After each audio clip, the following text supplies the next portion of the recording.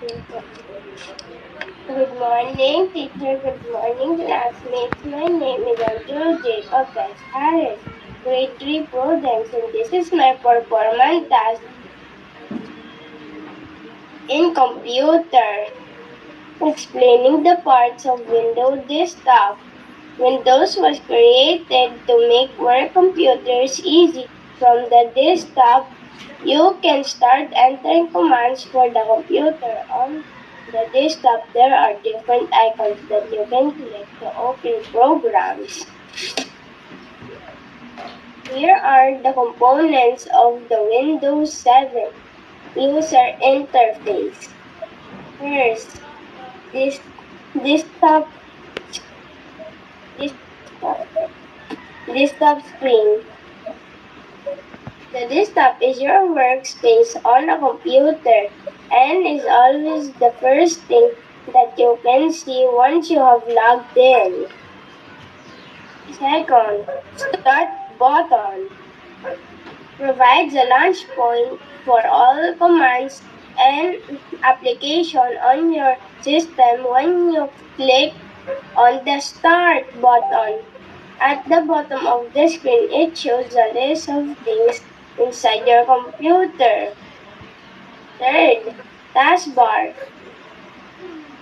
The taskbar shows important things about your computer. It shows you what programs you are using. It can also tell you what day it is and what time it is. It is positioned at the bottom of the screen.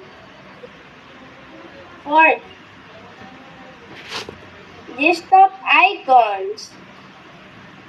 Icons are small drawings used as shortcuts for important programs. When you click or double-click an icon, it opens a program, provides quick access to specific programs. By default, Windows 7. Windows 7 show the recycle bin icon. However, you can add or remove frequently used program icons to the desktop. Fifth, program buttons. Program buttons that currently shows in the taskbar used for quick access. 6. Wallpaper.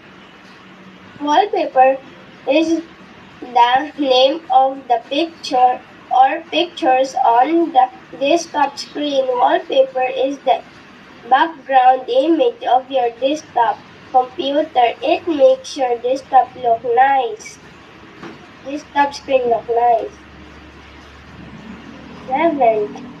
Notification icons. The notification icons is located at the right end of the taskbar.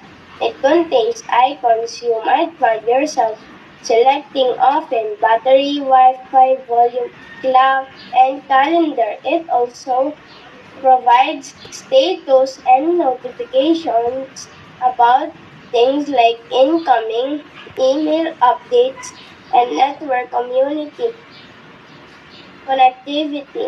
Network connectivity. Network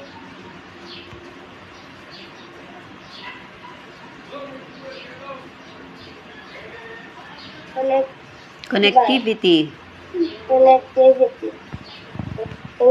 That's all. Thank you. Bye-bye.